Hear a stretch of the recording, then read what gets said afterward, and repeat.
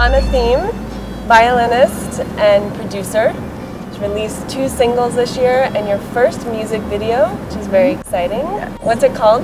It's called Brym Almar. Brym Almar. Yes. Beautiful. Brym is a mixture, kind of a blend of words of Faroese and from the Faroe Islands and Icelandic. And it means the salt spray that hits the rocks. And then Almar is in Spanish, which means of the sea. So the salt spray hitting the rocks and of the sea. So it's very ethereal, mystical. Yes. The song is based on, it's inspired by a Norwegian folk song. That's where all the Norwegian elements come in, yes. For about 10 years, I've had this affinity with Norwegian culture, folk music, very inspired by this woman, Annbjørg Lien, who's a Norwegian hardanger fiddle player. What turns you on about the Norwegian folktale? The earthiness, the grittiness, I feel very connected to the earth when I listen to that music. The melodies are very haunting, they're kind of melancholy, they're in minor keys. Your work spans this spectrum from this yogic, meditative space to the badass warrior princess.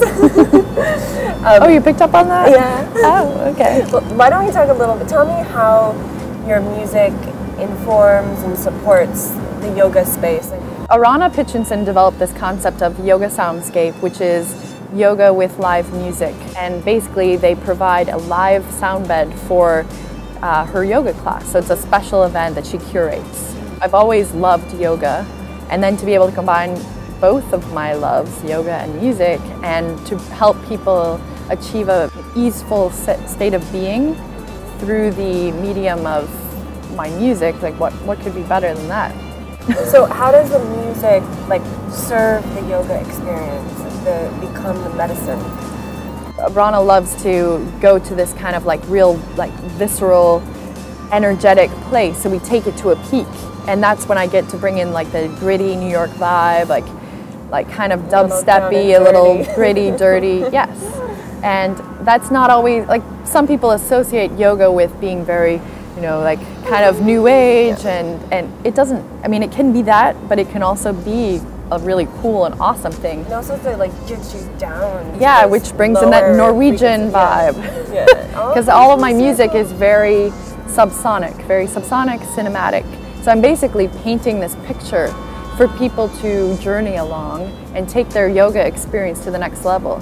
And it's just so cool to be able to be a catalyst for people to experience some change, some movement, some transformation. Yeah, so you're carrying them through their experience, you're holding them. Yeah. Taking them where they need to go. Yes.